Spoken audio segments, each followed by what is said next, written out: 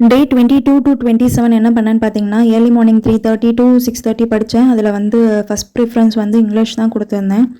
அதில் ஒரு 3 டேஸ் வந்து மார்னிங் இங்கிலீஷும், ஒரு 3 டேஸ் பாலிட்டி படிச்சிருந்தேன். எதுக்குன்னா வராண்டா ரேஸில் ஃப்ரீ டெஸ்ட் சீரீஸ் கொடுத்துருந்தாங்க. ஸோ அது போய் அட்டன் பண்ணலாம் அப்படின்றதுக்காண்டி மார்னிங் எழுந்திரிச்சு கொஞ்சம் பாலிட்டி பார்த்துட்டு இருந்தேன்.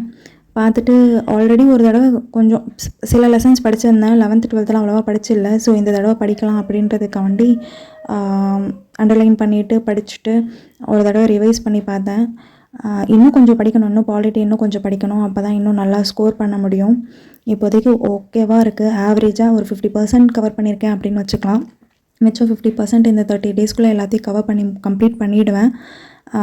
ஒர்க்கும் போயிட்டு வீட்டு வேலையும் பார்த்துட்டு இது பண்ணுறது கொஞ்சம் கஷ்டமாக தான் இருக்குது. பட் இருந்தாலும் எனிவே நம்மளோட டார்கெட் அச்சீவ் பண்ணணும் அப்படின்னா எல்லாத்தையும் தாங்கி தானே ஆகணும். ஸோ நீங்களும் எவ்வளோ ஒர்க் பண்ணாலுமே உங்களோட எய்மை வந்து மைண்டில் வச்சுக்கோங்க. ஃபிக்ஸ் பண்ணிவிட்டு படிக்க ஆரம்பித்தோம் அப்படின்னா கண்டிப்பாக அதுக்கான ஒரு எனர்ஜி நம்மளுக்கு கிடைக்கும். அண்ட் தென் நம்ம குடுகுடுன்ட்டு எல்லாத்தையும் கம்ப்ளீட் பண்ணிடலாம். அதுக்கப்புறம் என்ன பண்ணேன்னா இங்கிலீஷ் கொஞ்சம் பார்த்தேன், பாலிட்டி கொஞ்சம் பார்த்தேன். ஸோ இதுதான் நான் 22 to 27 ஏர்லி மார்னிங் ஷெடியூல். நீங்களும் மார்னிங் எந்திரிச்சு ப்ரிப்பேர் பண்ண ட்ரை பண்ணுங்கள். ஏன்னா மார்னிங் தான் எனக்கு கொஞ்சம் டைம் கிடைக்கிது. ஸோ அதை நான் யூட்டிலைஸ் பண்ணிக்கிறேன். நீங்களும் அதை யூட்டிலைஸ் பண்ணிக்கோங்க. உங்களால் எப்போ முடியுமோ மார்னிங் ஒரு 4 o'clock or 4:30 அப்படி எந்திரிச்சு படிக்க ஸ்டார்ட் பண்ணுங்கள். உங்களுக்கு கிடைக்கிற டைமெல்லாம் யூட்டிலைஸ் பண்ணிங்க. ஒரு 10 நிமிஷம் கிடைச்சாலுமே அந்த 10 நிமிஷத்தில் எதாவது படிக்கலாம், அதில் ஒரு 1 மார்க் எடுத்துருவோமா அப்படின்ற மாதிரி நீங்கள் படிக்க ஆரம்பிங்க. பாய்.